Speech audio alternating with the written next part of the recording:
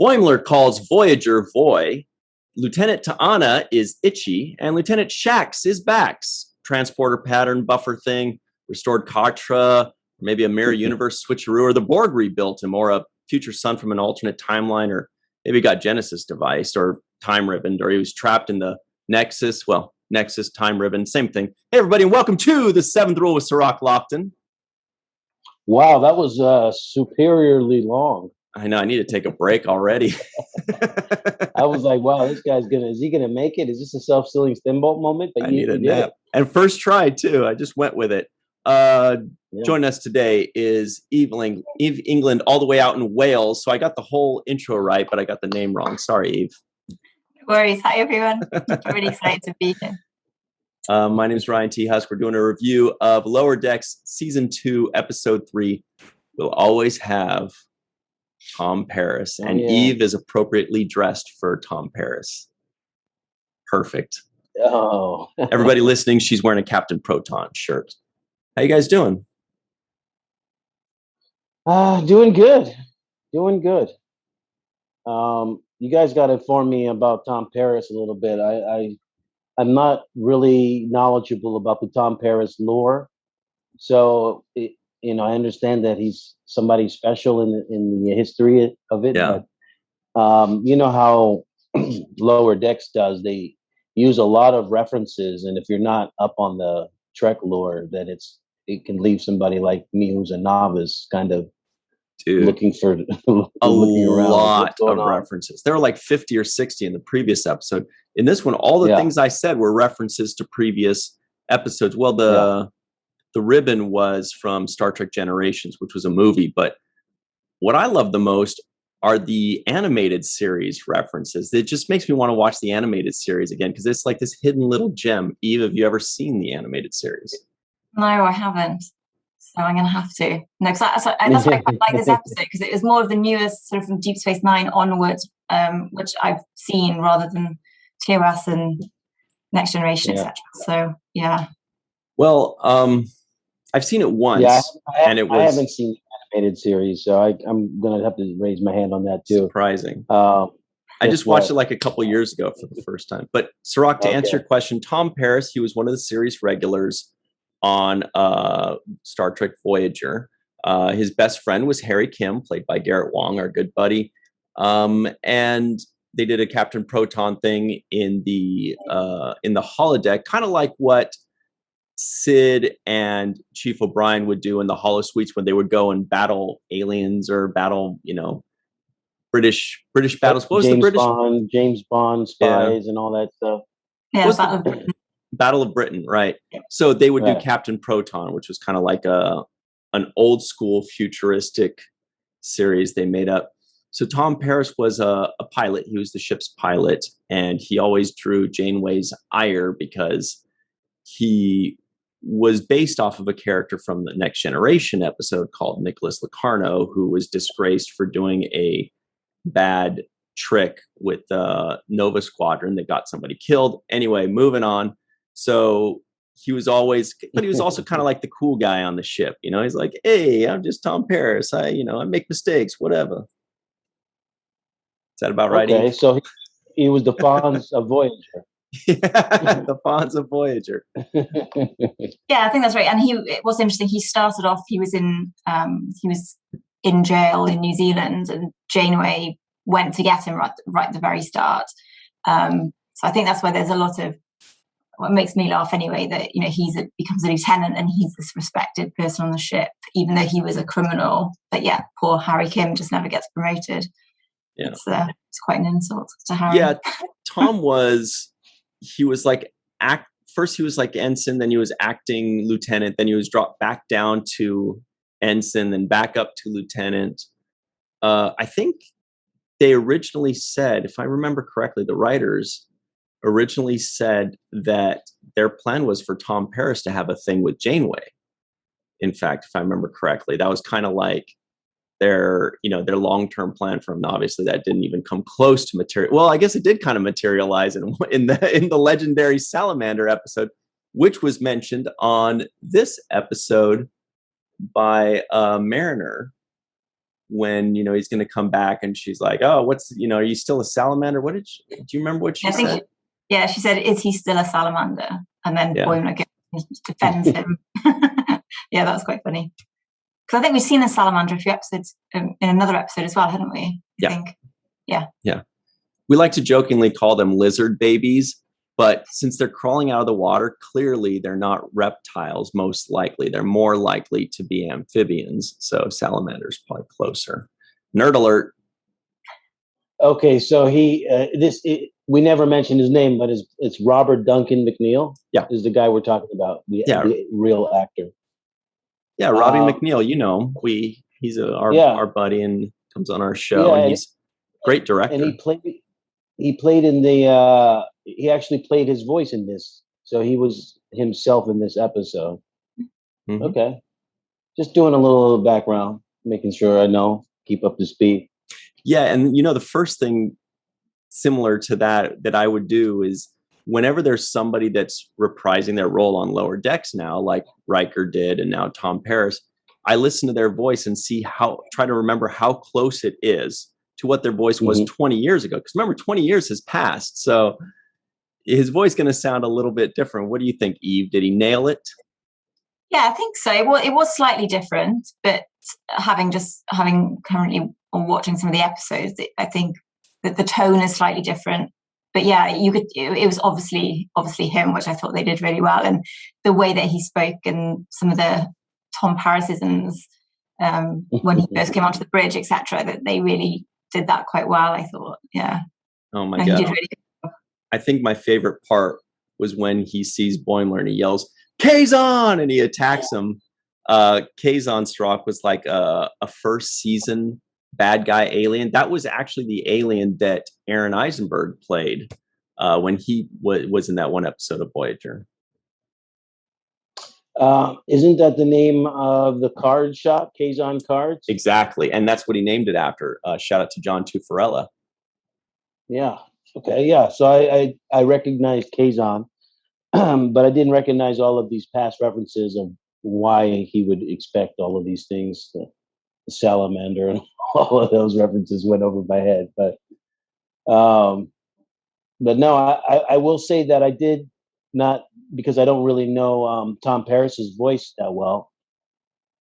I can't really compare it to his actual voice from 20 years ago. But when I listened to Jonathan Frakes do his role on this show, it's pretty exciting to hear his voice. He has the signature sound to his voice that I think we all do in some way, but his is exceptional and it's very recognizable. I did like the fact that he played himself in two different ways. So he was plate Tom Paris and also real Tom Paris, and how they gave him the different uniforms as well. Yeah, I thought it was just quite interesting how they used Tom for all of that sort of storytelling. You know, he wasn't really in it that much, I suppose, was he? But it's just, he was the vehicle for Boimler's inner anxiety. And was he in a different uniform? Issues.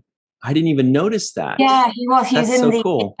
He's in the sort of the newer, the grey, the Deep Space Nine outfits at the end when he comes in as himself. And obviously on the plate, he's got the old Voyager outfit on. Wow, that didn't even register. That's really cool. I love it. Now, also, I think it's funny that. Oh, go ahead. Sorry. No, please. I was going to change the subject. Well, I was going to change the subject, but just before we do, I wanted to say that I think it's funny how Lower Decks actually makes a play to the plates, the collector plates that it did. You know, I've signed many plates over my lifetime. Yes, and you did just last week. With. Yeah, and it's something I'm very familiar with. So I think it's hilarious that you guys that are doing Lower Decks take these kinds of references and, you know, put them in the show, you know, so they're actually not only making fun of, in some ways, of their own Star Trek lore and the history and the things that we, you know, talk about. They're making jokes about the actual history that happened in these episodes, the canon, but they're actually using as well these certain merchandising things. We saw the Picard, Chateau Picard, in the collector's episode before this. And so they're using things that we actually see at these conventions as well. So they're actually tying in together an aspect of Star Trek that has never been tied in on the shows, which is the merchandising and the different things that we see. Oh my God, they are merchandising so hard. Eve, I know you're going to be first in line to get a Kayshawn stuffed animal doll, right? Right. Just going to the plate. What's amazing is now they've made a plate of that plate, so it's kind of gone full circle. And I have to confess, I thought it was so funny. I have actually pre-ordered one, and I will try to get it signed by Robert. You see what I mean? So funny. See what I mean? They've actually created a new thing with the plate of the animated plate. That is hilarious. It's genius. It's genius money-making marketing, isn't it? But they better have a stuffed Kayshawn. There's no way people are not going to get that Tamarian. There's such dead air right there. That's because there was supposed to be a wow inserted in there. But there was nothing left. They just stopped, and you guys were waiting for more. I was like, no, that's waiting for Aaron. I was waiting for Aaron to just give you the wow, but I guess he's not here. I got to do it for myself. Wow. Well, I did show the picture of him as a Kazon with Robert Beltran as Chakotay in that one. That must have been first season or possibly second season. Eve, do you remember? Yeah, I think it was really early on. I can't. It was definitely first or second. Yeah. Anyway, so I was also going to say that one big thing that I'm sure people are going to love are the Easter eggs that we already kind of had a hint about from the trailer that we saw a couple months ago, which was when they arrive at, what's the place called? Quaylar or something like that. Quaylar 2. Quaylar 2, yeah. At the establishing shot, we saw Quarks, and we also saw Vic Fontaine performing. I don't know if you caught those, Cirroc, but in the establishing. There was Quark's bar, kind of like when they went in Picard. Remember, they arrived on the planet and we saw Quark's bar, and he went to Quark's bar and they battled it out and whatever. But this one had that, plus showing that Vic Fontaine was going to be performing, some night or whatever like that. Kind of it's like the Galaxy's Vegas. No, I actually got excited about Quark's bar, and then when they did it, I had to draw the logo of it. Hang on, let me pull it up. Let me spotlight you here. Everybody check it out. Cirroc doodles. Nice. There's my Quark's bar doodle. And they made Quark look really ugly for some reason. And I was thinking... Yeah, he's usually beautiful. Yeah, well, they could have done a better job, but he looked a little rough and aggressive in his logo. I think he would have softened up more cartoony, You're right. He did look like, I'm going to get your goal. Yeah, exactly. Platinum, sorry. I was like, why is he so on edge and so kind of, evil looking? They also had the Zebulon Sisters as one of the signs. And did you notice that? It was also the Zebulon Sisters. And I wondered if that had like any kind of significance. I feel like it did. Eve, do you know? It did, because I actually did look that up because I knew I'd seen it somewhere, and it's the band that Boimler and Mariner went to, and they had those choo-choo dance T-shirts on. Oh, right. Yeah, wow. I didn't know it straight away, but I looked it up. Yeah. Okay, so I knew I saw it somewhere. But I was like, where? I was like, who is the Zebulon Sisters? I know there's some sisters in DS9, but I don't think they were the Zebulon Sisters. No. Duras. The Duras sisters, right? Yeah. So I just noticed that. I was like, who are the Zebulon Sisters? And I got to get stock in some of their business because they're blowing up. They're going places. They're across the street from Quarks. Yeah. And I don't know if you noticed at the most recent Star Trek convention, Cirroc, but people are starting to wear those choo-choo T-shirts. I don't know if you saw those, but I saw a few. Those are selling like hotcakes somehow. Sorry, Eve, that's like I guess the translation would be selling like crumpets. So. Say hotcakes. Okay. All right. You never know.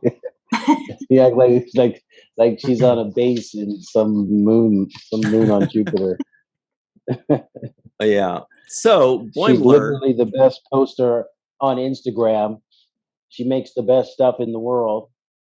Got to give you a shout out for that because we love your post, Eve. You're amazing, and the thought that you put into all of your stuff and the design, the background, just the details. You're fantastic. Got to give you that praise in person when I see you every time because it's just that amazing. Oh, thank you. And since we're on that note, let's can you give us your Twitter and Instagram handle so people can follow you and check out all of your awesome gingerbread art? Goodness, I got to try to remember now. I think my Twitter is Evie England at just that, and then I think my Instagram is it Evatronic or Evatronic? You might have to Google it. I think it's Tronic. Sure. Evatronic. Evatronic. You don't know your own handles? Well, you don't ever write it, do you? You never write your own Twitter. Yeah, maybe. So you guys just start, typing stuff in. Maybe she'll come up. Maybe she won't. Try Evie. Try Tronic. Try. You'll find her. You guys link to each other. So when you find one, you'll find the other one. So. Yeah. There it is. Great stuff. No, you're awesome. You do fantastic work. Love it. Absolutely love it. And I want to say thank you for the birthday card that you sent me. It was very special. And oh, you're welcome. I thought it was amazing that you found a Columbo birthday card. And it was like just one more thing, Cirroc. Yeah, it's so perfect. I have to thank Ryan for the inspiration for that. But yeah, no, I was surprised myself that I managed to find one, to be honest, because I thought that's very obscure. Well, how you do it, Eve, is that you planned ahead. You were asking like a month or two well in advance. That's so all the work that you put into finding it probably took a while, and it took a while to ship it over and all that kind of stuff. But yeah, oh man, Cirroc, if you had it on hand, I'd love to see it. But that's what he's saying. He's like, oh, and one more thing, Cirroc, right? Yeah, no, I'm going to show it next time. Brilliant. It was like one of the best cards I've ever seen, and I couldn't even believe it. Very, very thoughtful of you, and very sweet person. So I wanted to say thank you for that as well. Oh, you're very welcome. Eve England, the most thoughtful person in any galaxy. Oh, yeah. So, sweet. Speaking of thoughtful people, our friend Boimlerplate, he was at one point humming the Voyager theme song. I don't know if you caught that. I mean, Cirroc, you may not have recognized it, but he was humming, and Eve, you probably caught it. And I also want to say that thank goodness that they can make Voy canon, because that's how I always type it out, just VOY. And, working on the Voyager documentary, we always just called it Voy Doc. We still do, even though it has a name to the journey.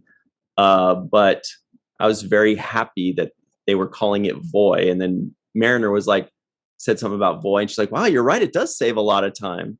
So from now on, it's canon, guys. We're allowed to call it Voy, right? No, I thought that was really funny when I was thinking of the Voyager documentary. When he said that, I was like, that's brilliant. So on point. Boy, okay. I'm all right with that. It's better than Voyeur, because that was my shortened nickname, and I don't think it works.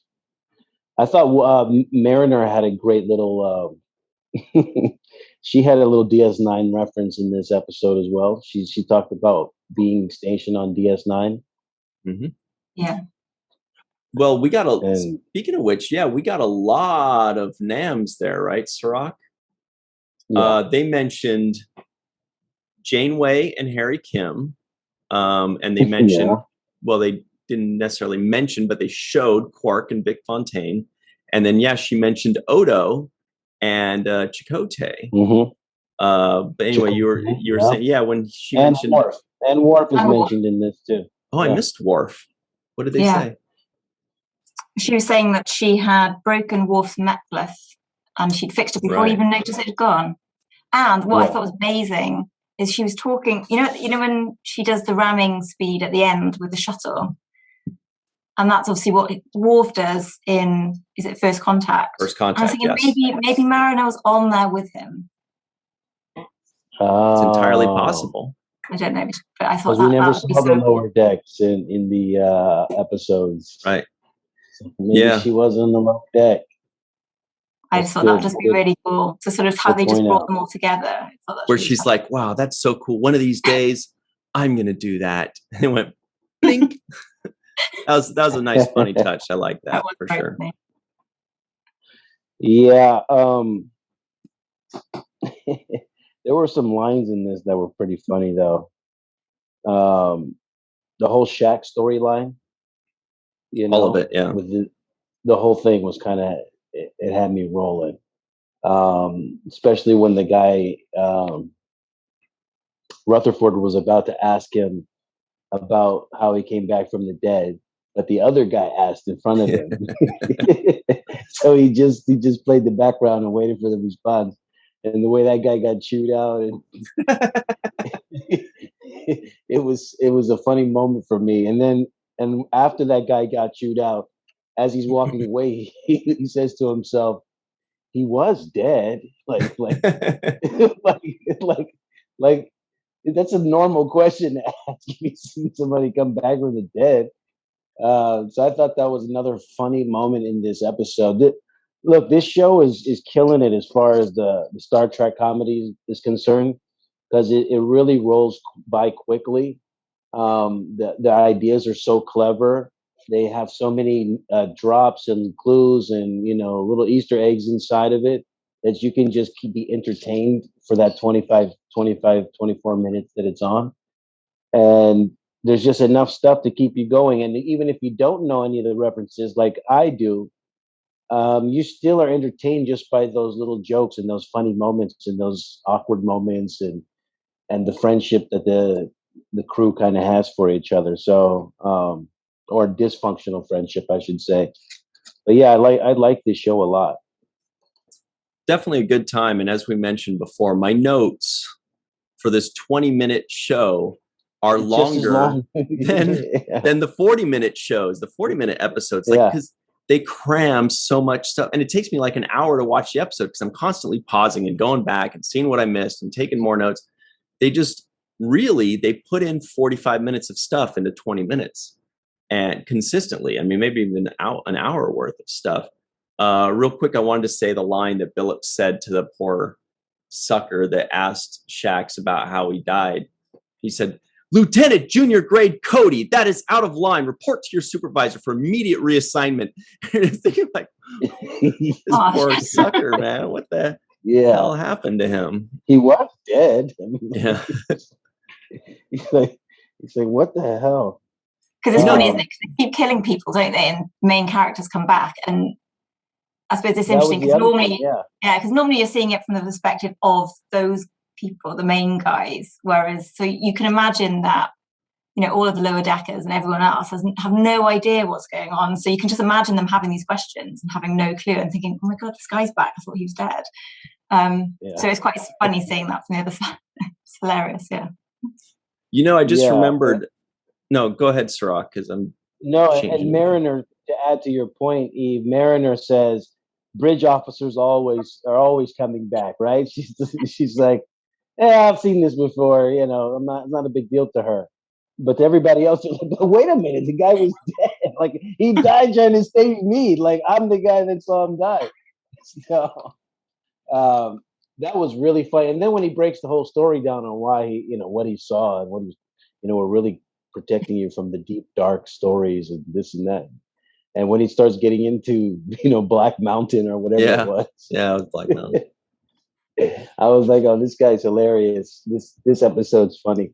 They just play on this all of the jokes. They know how to play off of them. All of the things that we wonder about when we watch Star Trek, the things that we kind of left unsaid or jokes that are kind of like wouldn't it be awkward if this were to happen? They play on all of those things, and I think they're doing a fantastic job thus far. The show will be around for a long time. I'm glad Shax is back too, because I really like that character.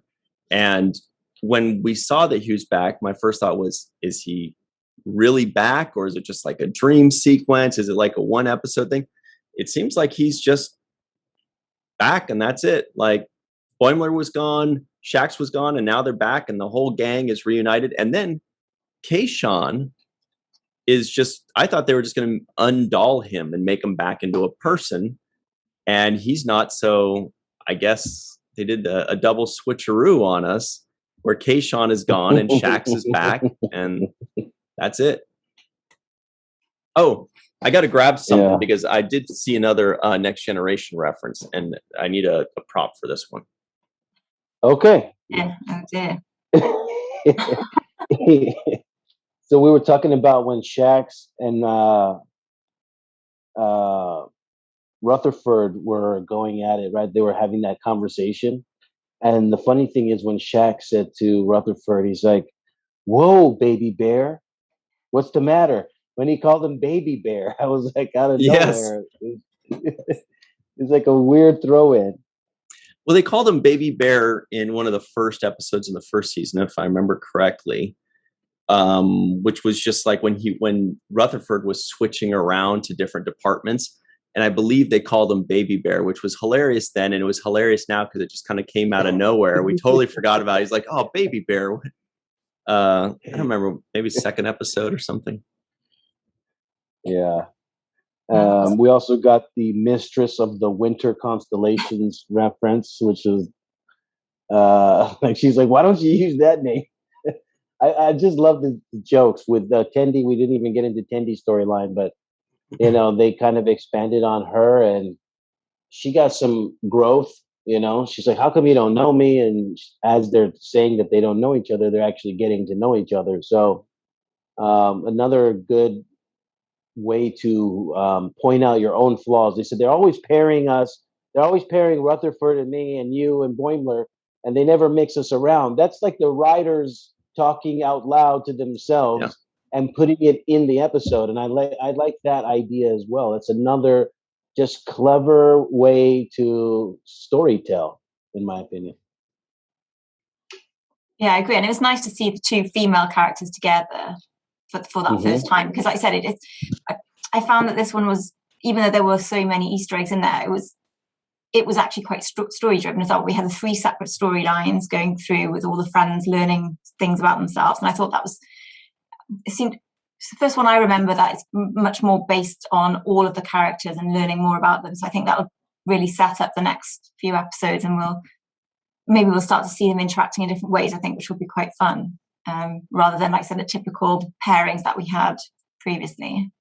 With the two ladies together, they did keep saying like girls trip and girls this, but the funny one that cracked me up was girls peek. Just do a girls peek when they wanted to open up the box, just a little girls peek. So that was very funny to me. I mean, they were just cheaters don't deserve Nausicaan Latinum.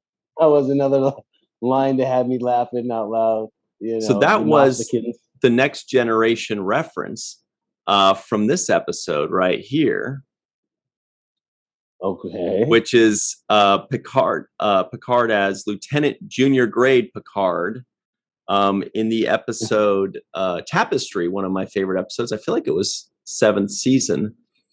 And that's definitely a fun one. That's when Picard goes back in time and he gets stabbed in the heart by Nausicaan over a game of Domjot. And there was the Tellarite that owned the table that made a nice show. He's like, "Hey, I just rejotted this table." Because apparently, whatever the hell that means.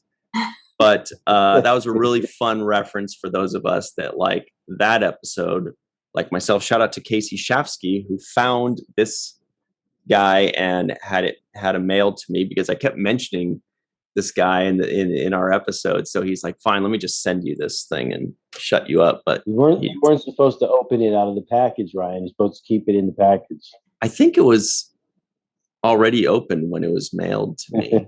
It's a prop anyway. I tell you what, there was another moment that I thought was funny. Tendi was saying, "I'm not that kind of Orion," right? And she kept saying that. And then she said another time, she said, she's going to think that we're pirates and thieves, right? And yes. 5 seconds later, she's like, "My cousin is a thief who lives in a pirate," or something like that, lives with pirates.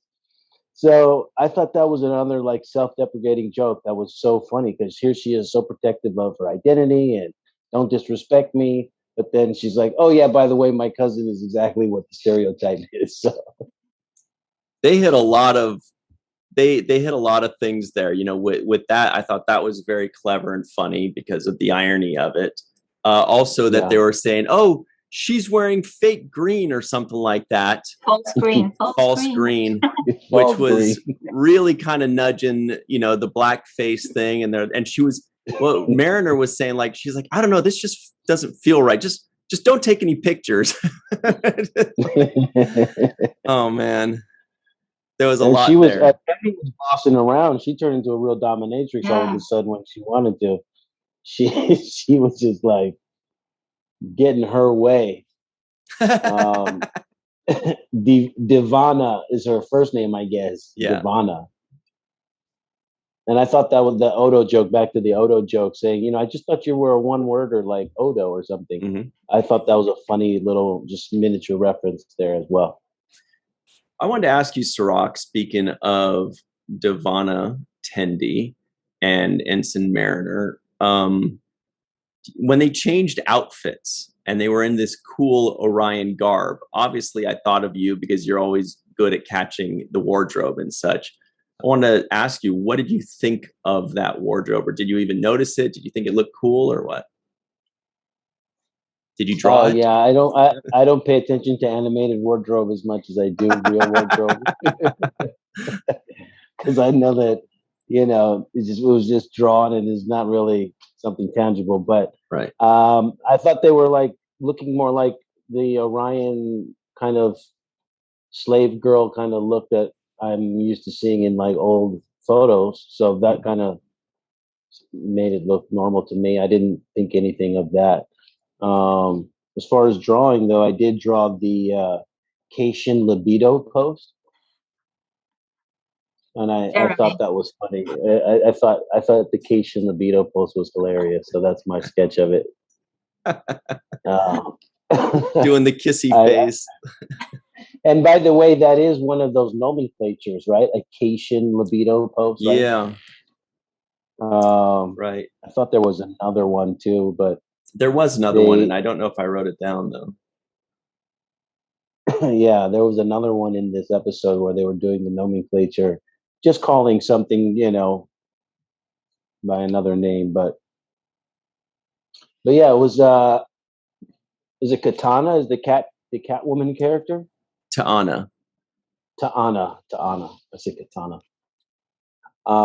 Yeah, Ta'ana is that whole thing where she's like, I just wanted the box. That was hilarious too at the end. Just them going through all of that. Yeah. Now, that was hilarious. Eve, as a cat owner yourself, have you noticed that cats love getting into boxes and then their eyes get all super dilated like hers did? I know, it's really strange. Yeah, no, love boxes. And I loved it when she's checking in on them and she goes, the way she says, where the hell are you? And she goes, meow. She does a cat sound, meow, where the hell are you? I thought that was just so funny.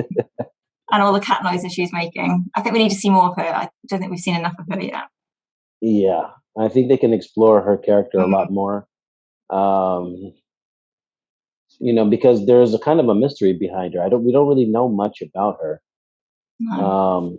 So I think it would be good to have like some backstory on her and something that kind of tells us how she ended up there, or something that reveals who she is and what she's made of in some kind of different way.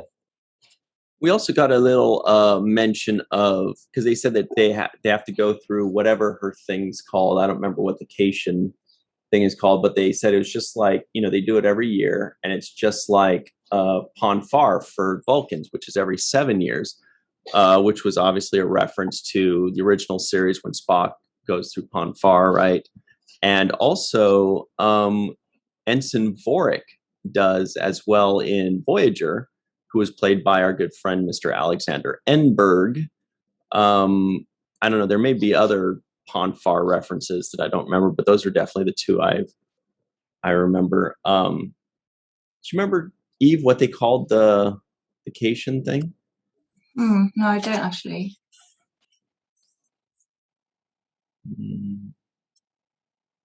What they call the what? Her like her going in heat for that in that year. Basically, it should just be called being in heat, because that's what it was. It was a cat in heat. Yeah. All right. It's cat scratch fever. She had something going on. I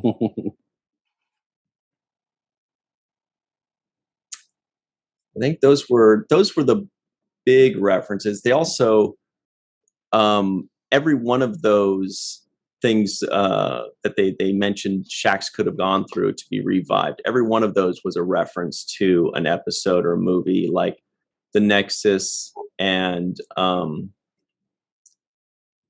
what was the thing, time strip, I always forget what they call it, time ribbon, right? So the Nexus and the time ribbon, like I said, was from Generations. There was the Borg being rebuilt. Oh, by the way, the Borg rebuilding him, shout out to our good buddy, Mr. Don Crandall, who always seems to have cool little extra things to mention. He said the Borg tech, when 7 of 9 uses the Borg tech to bring Neelix back from after dying in Voyager, so that's kind of the known one. But one I didn't even think of, he said it could be a nod to the non-canon William Shatner novel, The Return, where the Borg resurrect Kirk from the dead after the Generation movie, now as the Borg's secret weapon against Picard. So that's really interesting because they've done non-canon references in the past, and this might be one of them because books are not considered canon. But that was really a good one that I hadn't even thought of. Obviously, we know about the Orion pheromones because that was in the Enterprise episode Bound, which Don Crandall also mentions. But that's why when Tendi first shows up and the guy's like, "What are you doing? You could get killed," and she says something, he just starts going to her feet. The guys are super subservient to the women because of their pheromones. And one other thing that he mentioned was the notion that you'll go mad if you learn what may be, what the death might be poking fun of Picard season 1. Now that's kind of a stretch, but that was when the Kuat Malat ladies, right, when they're staring at the thing and they learn whatever's going to happen and they all go crazy and shoot themselves or whatever in Picard season 1. So a lot of deep cuts from Don Crandall. Kuat Malat. Yeah, I have nothing for that. The only thing I have is because that's all deep. Those are deep cuts right there. Correction. I think they were the Jat Vash. I get those two mixed up. I think they were the Jat Vash. The Kuat Malat were like the good guy, the good women nuns or something. Anyway. Okay.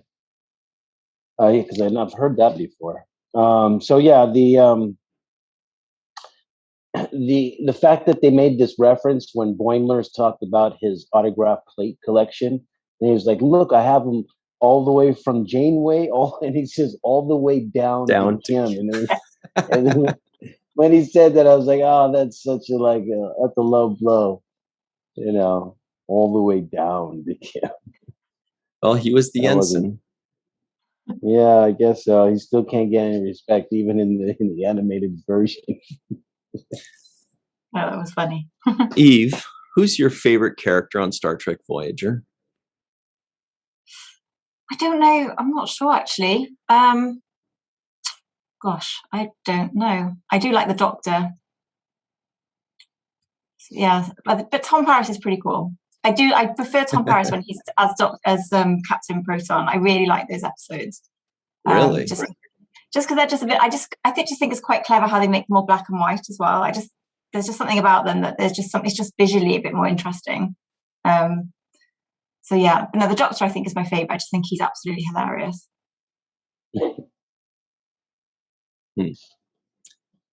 Captain Proton. Me, my favorite. That's tough. Initially, it was Chakotay. Interesting character. I was excited to see a Native American on the show when I first watched it. But then, like so many others, it kind of started to morph into the Doctor, played by Robert Picardo, because he's just so GD charming. And I think that was one of those situations where they certainly didn't mean for him to be one of the main characters or central characters. But as time progressed, he was just so charming and fun to watch and interesting that the writers kind of adjusted and his character grew. Because really, honestly, initially he was just supposed to be a medical holographic program, so there's not much to work with there, but he just, like with any great actor, if you play your role really well, like Mr. Jeffrey Combs, we all know they're going to figure out a way to keep bringing you back in and involving your character more. Yeah, I think I agree with that, because I initially obviously loved Janeway, and I think she's an absolutely fantastic character, but I don't think they utilized her as much as they could have, or the storylines weren't quite probably where I would have liked her to have gone. And then 7 of 9 kind of took over from some of the more interesting episodes later on. And like you said, the Doctor just wrote himself stories, didn't he? I mean, he was just, he was just so, they got some really interesting storylines for him and some really interesting ideas. So, but yeah, definitely he evolved, got more interesting over the seasons. Yeah, definitely. Yeah, and I wanted to ask you real quick, Eve, again about Captain Proton. There are murmurs of Captain Proton, some kind of series possibly happening or something. People are definitely pushing for it. If there were a Captain Proton series, Eve, would you watch it? Probably not, right? You don't seem like a huge fan. Nah, it's probably not really my cup of tea. I definitely will watch that. Yeah, it'd be amazing. What I'd love for them to do is to take sort of a concept like that and to see what they do with it, because there's so many different things they could do with that. So I think that would be a really exciting project, and I know that Robert Duncan Mcneil is all over that. So with his skills and filmmaking generally, I think that could be something special if they actually got that off the ground. So fingers crossed. Oh, one more thing before we move off from Voyager.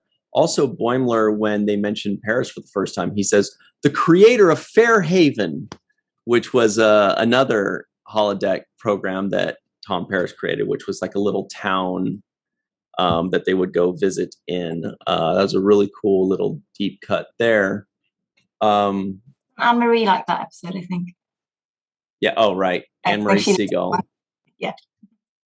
Our associate producer loves Fairhaven. The creator I'm not sure I've seen that one, but I did skip some of the Voyager episodes, have to confess.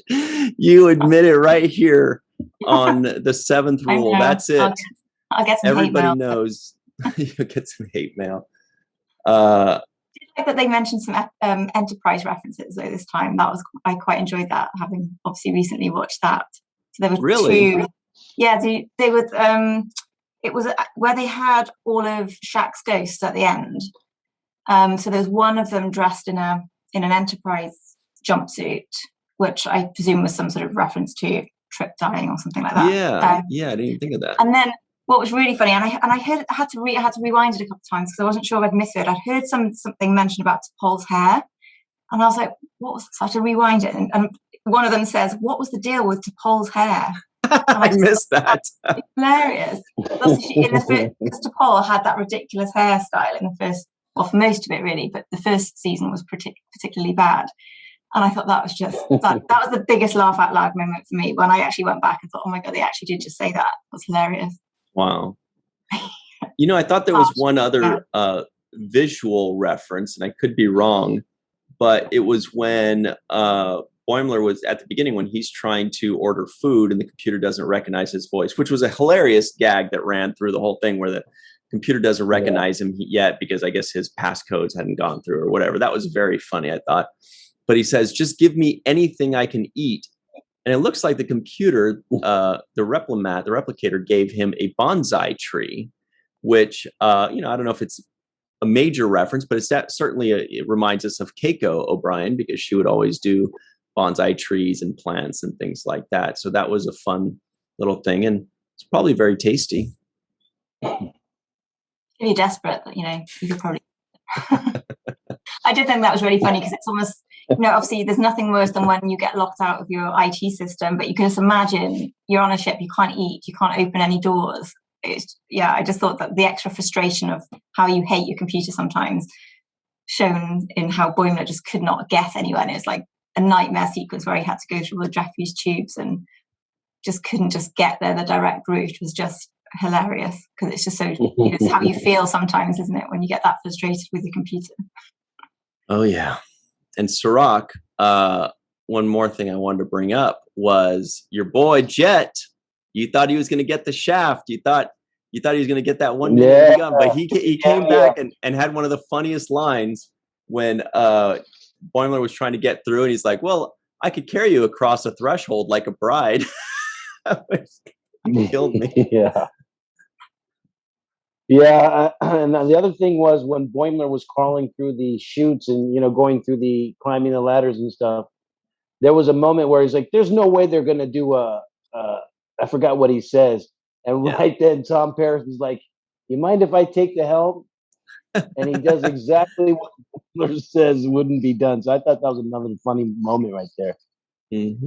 And what I did like with the animators, I think did a great job. When he was Boimler was trying to smash the plate at the end, and Tom's going, "No, not the plate," but that he almost was like a mime, as if he's behind glass in the plate. And so that was just hilarious. It's just the detail they go to is just comedy gold. Brilliant. Yeah. I mean, that's what we keep coming back to, is that we can't cover in an hour. We can't cover all the things that they did in 22 minutes, which is really amazing. And that in the next week, people are going to keep coming up with more references and Easter eggs that we missed. That keeps happening, Cirroc.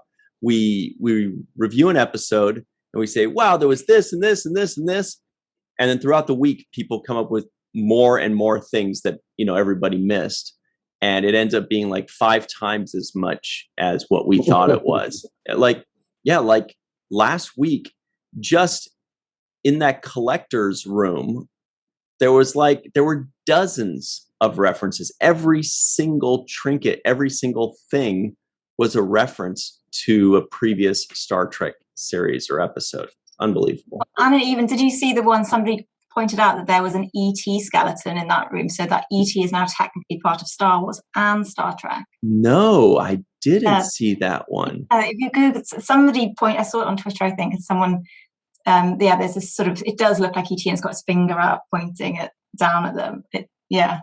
You've got to look that. Wow. It looked pretty convincing. Yeah. That's amazing. That's a good one. Cirroc, when she mentioned that ET was in Star Wars now, was Star Wars canon, is because I forgot where they have the big meeting place. I forgot what it was called, like a Senate meeting or something in the first 3 trilogy, the 1 through 3. I don't remember if it was trilogy number 1 or episode number 1 or 2, but there was at one point they looked down and there are like 3 ETs like cheering or doing something or listening in. It was really an interesting thing there. Wow. I didn't see that they were in the Star Wars, and I didn't even see them in the ET and the Star Trek episode, the animated. So that's kind of surprising for me. Of course, we all grew up watching ET as one of the great movies of my childhood. Super successful movie. Yeah, right. Yeah, I would never. It's blink and you miss it kind of shot of it, but someone did a screenshot and put it on Twitter, and it's pretty convincing. Brilliant. That's amazing. And it also makes me think, because the writers are cramming so much information into these episodes, what those writing sessions look like. I really would like to get the insight on that. That'd be kind of fun to see. Them unfold these stories and throw the ideas around the same way. The guys at What We Left Behind, Ira and those guys, Zapone, gave us a glimpse inside the writing room. I'd actually like to see how these stories get kicked around, because there's so much comedy in there and there's so many references in there. It just makes you say, well, how much preparation is involved, because they have to get all that information to the animator, and let them know. Those things have to be described to the animator without actually being in the dialogue sometimes, right? Yeah. Yeah. Brilliant, aren't they? I was thinking the same thing. They have like a room full of people just saying, okay, we got a checklist of things. Okay, add this, because this isn't in the script. This is like just right. The animators just basically have a list of things to incorporate with still frames for them to work with off of, the original episode that it came from. And I can only imagine what those meetings are like, where the animator's like, okay, so we got all these things. And Mike McMahon's like, okay, can you cram one more thing in the corner there? Is there, maybe we could put a tribble up there or something, some Orion shoe from Enterprise. It's amazing. Yeah, exactly. Or 2 cases of Chateau Picard. We missed it. Got to put them in there. So we're just about out of time here, guys. Do you have any final thoughts on this episode before we run? Oh, Cirroc Lofton's favorite line of the episode. Oh, yeah. I think I Oh. right. We're going to leave him all in suspense here. Let's see if he comes right back. Until then, I'll tell you what my favorite line was. I think my favorite line was probably when Jet said... I said my favorite line. But my favorite line is when... Oh, we missed it. So Cirroc, while you're coming back, my favorite line was when Jet said, "I'm going to carry you across the threshold like a bride." I thought that was adorable. But it looks like you're back. So you kept us in suspense long enough. What is it? Okay. Yeah, I didn't know I left you guys. He was dead when he says he was dead, and he kind of is like, "Hey, what's the big deal?" And then the other one was, I don't know why this made me laugh, but she was in the right place with the right hypo spray. I love that line as well. Very nice. Well, that's it. Eve, do you happen to have a favorite line that we could put you on the spot? I mean, the T'Pol's hair one was pretty good, but I did like also when they were talking about whether they were in the relationship with Rutherford and Boimler respectively, and when Mariner obviously does like Boimler, but it's like, "Ew, no, he's like a pet, ew," and that's hilarious. The way that she delivers some of those lines is just brilliant. The lady doth protest too much, methinks, is I think what they were dropping in there. Oh, actually, I tell you, they just reminded me that I think actually the funniest line I thought was when it wasn't a line, it's more the situation when Boimler is already looking like the Kazon when he sort of wants to record his last words, and then the computer says that he can't record his personal log. I was just thinking, oh, poor guy, he can't even put his last words down. That was hilarious. Yeah. One other line that Tendi said when Mariner said, "Oh, you listen to Klingon acid punk?" She said, "Are you kidding? Why even listen to Klingon unless it's punky or acidic?" Which was funny because acidic is kind of just, I don't know. Anyway. All right. I think that's about all the time we have, guys. Thank you so much, Eve England, out in Wales, for joining us. You were amazing. It's been so much fun. Hey. Bringing the Voyager knowledge and dropping the bombs that she skipped some episodes. Forgive me, guys. But also go find her on social media because she's got the coolest posts ever, especially if you love cute kitty posts. She's got a lot of those. And I don't know how you guys have so many castles in Wales or whatever. Like you keep finding new pictures of castles in Wales. Yeah, there's a lot of them. There we go. All right. And everybody at home, thank you so much for joining us. Next episode will be Sunday morning or afternoon, depending on where you are. Sunday morning, 9 a.m. Pacific time, 12 p.m. Eastern time, 5 p.m. UK time, 6 p.m. mainland Europe. Everybody else, I don't know. Thank you all very much for joining us. And always remember the 7th rule.